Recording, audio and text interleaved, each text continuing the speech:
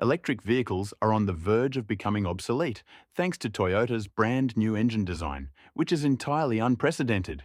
This innovative engine that Toyota has been developing is claimed to be the most environmentally sustainable engine ever created. So, strap in and prepare for a total transformation in the automotive world as we dive into Toyota's groundbreaking engine that will upend the entire EV sector. The engine Toyota is crafting is, astonishingly, a water-driven engine, which bears some resemblance to their fuel cell electric vehicles, FCEVs, like the Toyota Mirai, and hydrogen-fueled internal combustion engines, such as the 1.6 hydrogen three-cylinder they've recently engineered.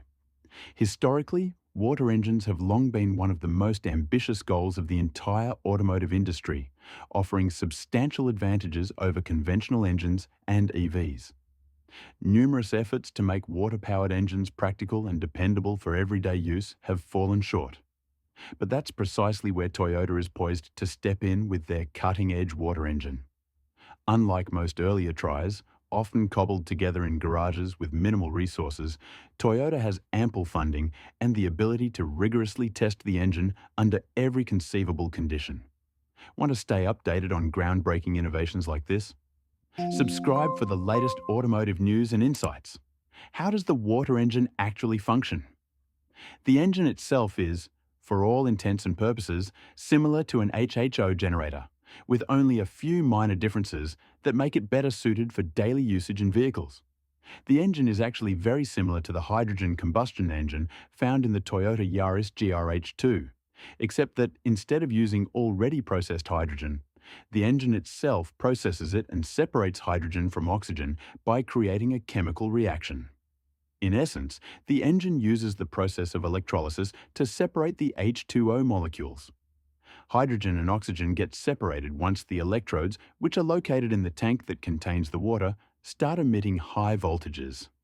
Since the hydrogen itself is contained within the water when it's stored in the tank, there's no reason for heavily armored and extremely heavy tanks, which is the case with FCEVs and hydrogen combustion engines, since hydrogen alone is extremely hard to contain.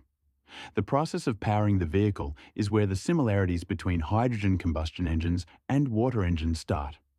After it gets separated from oxygen, hydrogen is then sent to the engine, where it combusts similarly to compressed natural gas. The overall way the engine itself functions is similar to CNG-powered ones.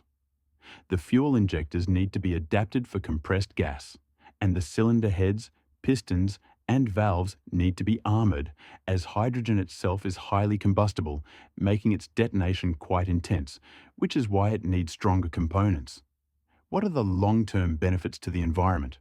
Well, first of all, it's almost completely zero emission compared to regular internal combustion engines similar to EVs, while also being far more convenient than EVs. Actually, scrap that. It's more convenient than any other engine type out there. As long as you have access to distilled water, you'll be able to refuel it, and it'll also cost you next to nothing. Also, there will be much less need for extracting oil, as, if the engine goes mainstream, the only real branch of the entire industry where fossil fuels might be used is heavy machinery or large power production units.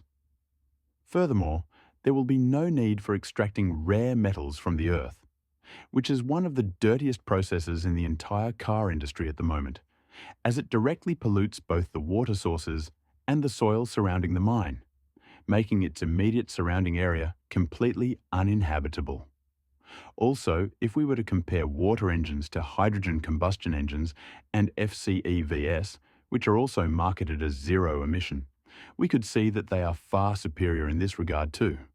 Storing water requires little to no effort, whereas storing hydrogen alone requires much more thought, specific conditions, and above all, much more money, while also being significantly more harmful to the environment. You see, hydrogen in its sole form is a gas that is extremely hard to contain and can easily escape from the tank of a vehicle if there is any sort of irregularity with it. This means that the tanks will need to be armored, constantly monitored, and regularly taken care of, whereas the fuel tank for water-powered vehicles can hypothetically be virtually any plastic container. Furthermore, storing hydrogen outside of the car itself is a drag too, as it requires ideal temperature conditions, needs to be completely static, and must be completely indestructible, which, once again, costs a lot of money. Distilled water, on the other hand, can be bought in any well-stocked supermarket or, if you know basic chemistry, can actually be produced at home. Also, acquiring hydrogen in its sole form is an expensive process, and it, combined with the numerous problems that surround the storage of the gas itself, is the reason why hydrogen hasn't yet caught on, and probably never will.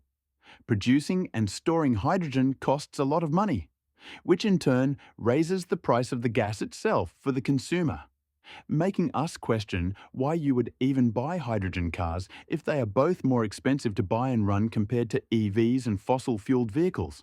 So, even though they're very green and logistically simple to use and run in theory, the question remains, are water engines actually daily usable? Yes, they are. First of all, they're not gutless at all, as some might believe. A water-powered engine is on par with most gasoline engines and, in theory, they can be made more powerful than regular internal combustion engines, as they can generate up to 3 times more megajoules of energy compared to gasoline engines.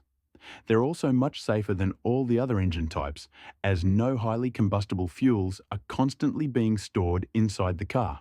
So, there's no need to worry about the car going up in flames or even exploding like fireworks gone wrong.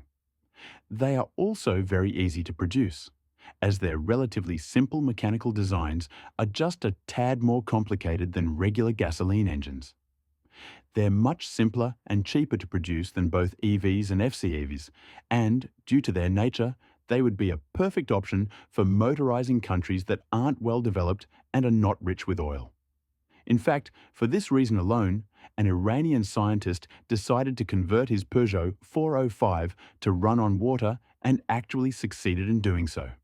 The scientist, Aladdin Qassemi, managed to produce a fully functional conversion for his old car and turned it into a true technological marvel. Imagine what Toyota could do with proper funding if a man in a shed could make a daily drivable water-powered car. Apart from being easy to produce, water-powered engines are also extremely economical compared to both gas-powered vehicles and EVs. Qassemi's own 405 averaged between 30 and 40 miles per gallon of water, which is just fantastic because the base petrol engine used in the car could never achieve such high figures.